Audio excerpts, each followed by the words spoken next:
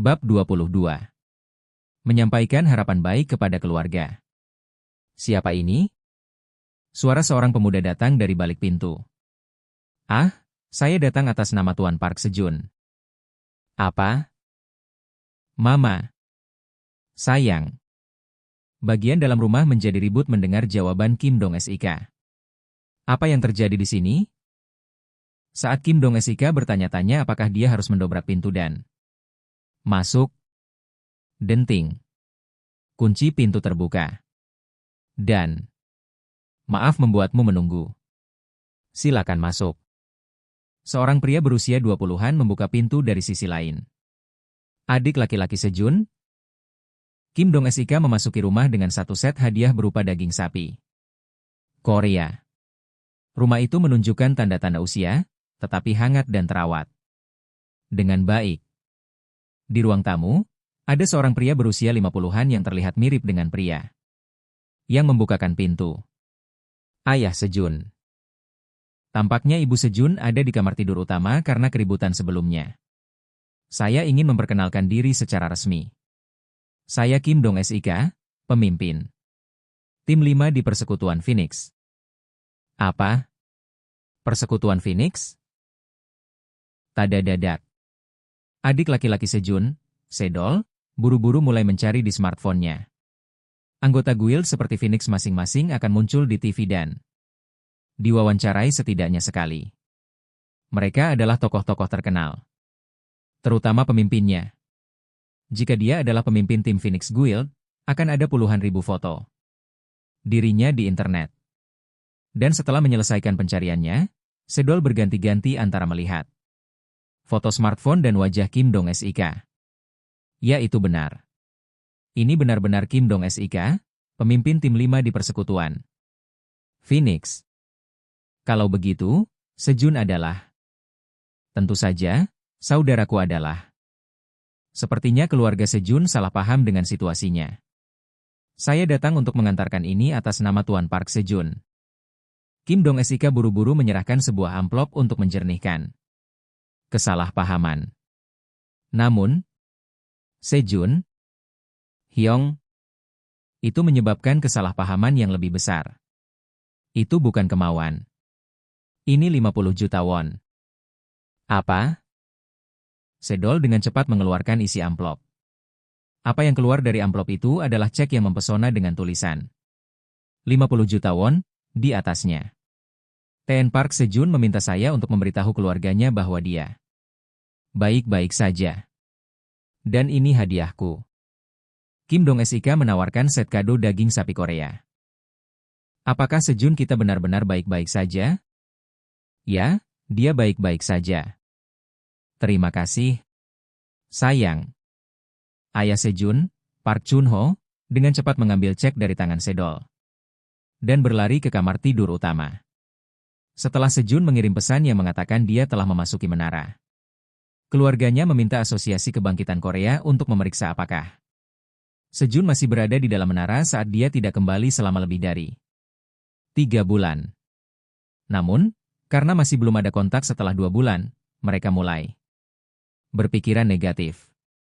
Dalam situasi itu, ketika Kim Dong Sik mengatakan dia datang atas nama Sejun, mereka salah paham bahwa dia datang untuk menyampaikan berita kematiannya. Sesaat kemudian, Park Chun-ho, yang pergi ke kamar tidur utama, keluar bersama istrinya, Kim Miran. Terima kasih. Sejun kita benar-benar baik-baik saja, kan? Tapi kenapa dia belum keluar? Karena quest, dia tidak bisa keluar. Bibi, kamu tidak perlu khawatir. Kim Dong Sik dengan percaya diri menjawab. Pencarian itu adalah ide yang muncul secara spontan oleh Kim Dong Sik. Kadang-kadang, ada misi di menara, di mana, jika Anda meninggalkan menara, misi tersebut akan dibatalkan. Apalagi, dia sempat berbincang singkat dengan Sedol, yang mengatakan bahwa sudah lebih dari 5 bulan sejak Sejun memasuki menara. Dalam 10 tahun, tidak ada pemburu yang mencapai lantai 40 menara. Dan Sejun telah mencapainya hanya dalam 5 bulan? Dia adalah seorang jenius sepanjang masa. Kim Dong-sik mulai memiliki lebih banyak fantasi tentang bakat Sejun. Kemudian, dia juga memperhatikan Sedol. Sedol memiliki fisik yang bagus, dan jika kakak laki-lakinya memiliki bakat yang luar biasa, kemungkinan besar adik laki-lakinya juga memiliki bakat. Dia tergoda. Dia ingin secara pribadi memberi Sedol tiket untuk membangkitkan kekuatannya. Namun, dia tidak melakukannya karena dia tidak tahu apa yang mungkin dipikirkan Sejun. Menjadi pemburu memberikan peluang untuk mendapatkan ketenaran dan uang, tetapi untuk mencapai itu, seseorang harus mempertaruhkan nyawanya. Itu sebabnya banyak pemburu tidak merekomendasikan anggota keluarganya untuk menjadi pemburu. Tanpa izin, membangkitkan kekuatan Sedol bisa memperburuk hubungan mereka. Kalau begitu, aku akan pergi. Tidak, tolong setidaknya makan sebelum kamu pergi.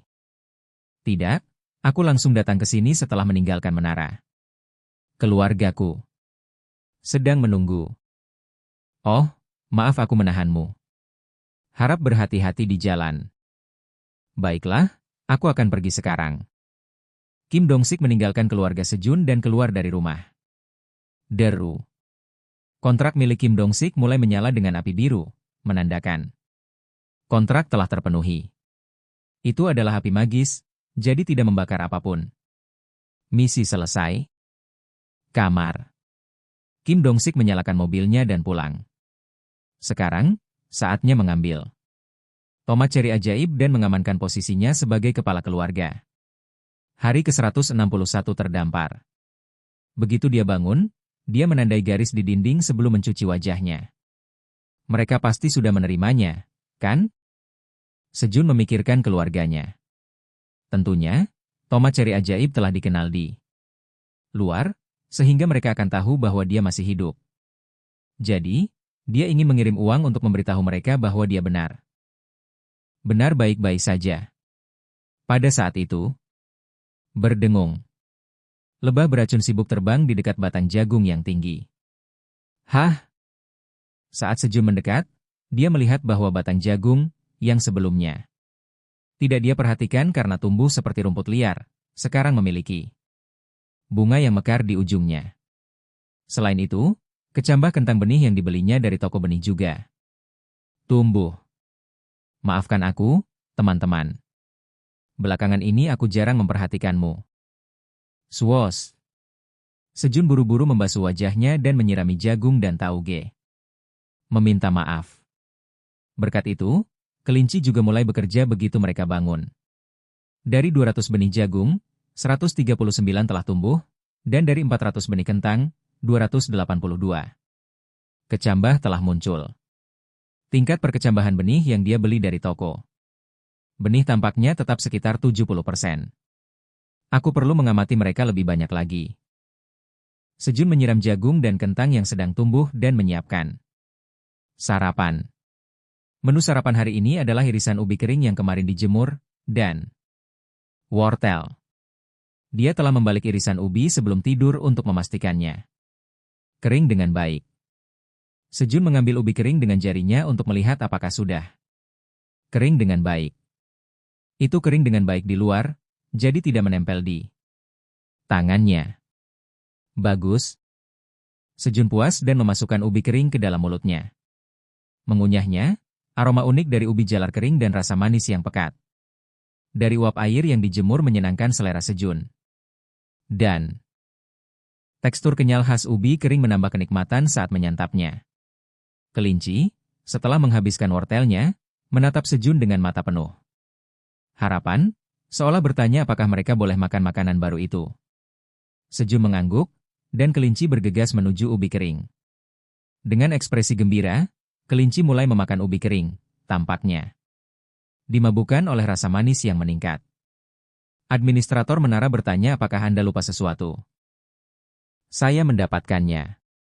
Sejun mengisi kantong plastik yang dia gunakan untuk apel di hari pertama. Dengan ubi kering. Menelan, seluruh kantong ubi kering menghilang. Administrator menara senang dengan manisnya ubi jalar kering. Sejun dengan cepat mulai memakan ubi kering juga. Dia telah mengeringkan 40 ubi jalar, dan kemungkinan besar akan habis di penghujung hari. Setelah sarapan, Sejun mengambil 3 pucuk wortel dengan sisa batang. Sekitar 1 jari, yang telah dimakan dan ditinggalkan kelinci, dan pergi ke ladang tempat dia memanen ubi jalar beberapa hari yang lalu. Ladang telah diratakan oleh kelinci hitam dengan palu, dan 2 kelinci dengan sekop telah membuat alur, menjadikannya tempat yang sempurna untuk menanam tanaman baru. Sejun menggali tanah dan menanam pucuk wortel agar batangnya tidak tertimbun tanah. Anda telah menanam pucuk akar wortel.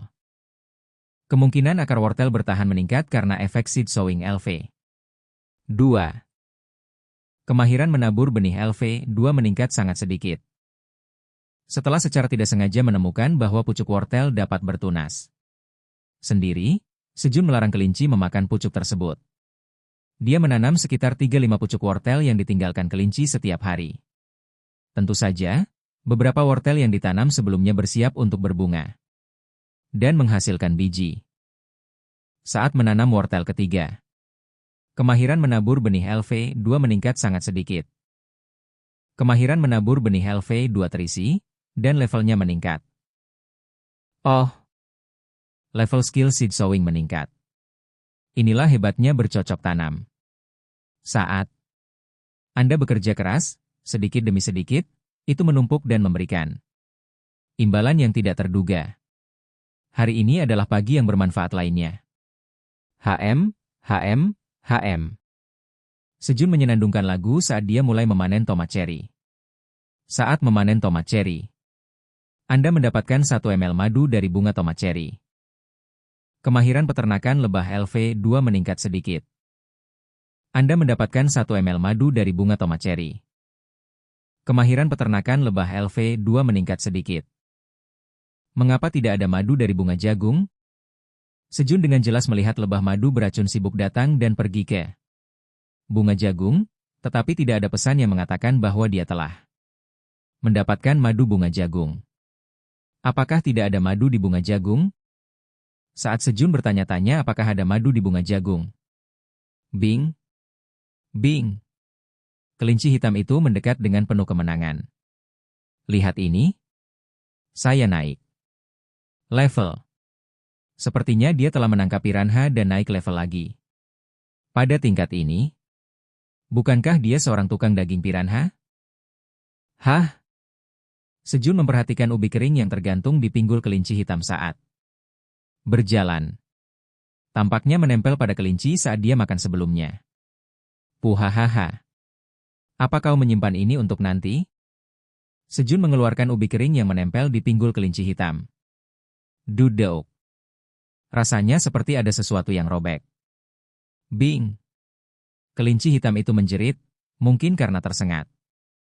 Air mata menggenang di mata kelinci hitam seolah-olah itu benar-benar menyakitkan. Ah!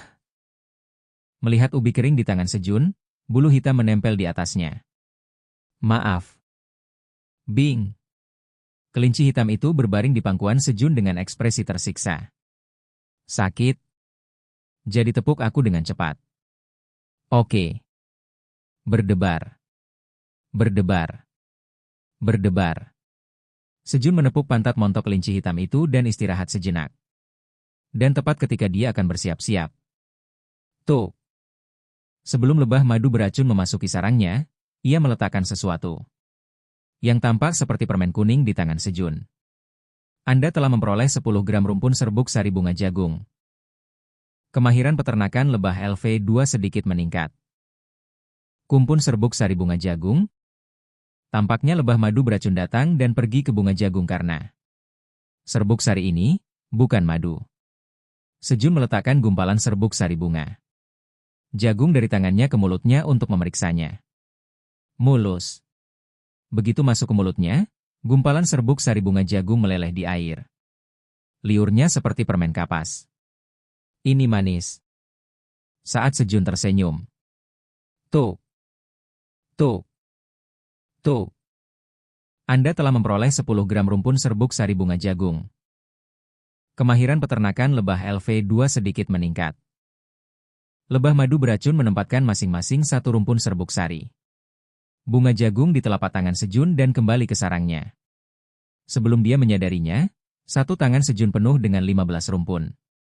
Serbuk sari bunga jagung yang ditumpuk tinggi.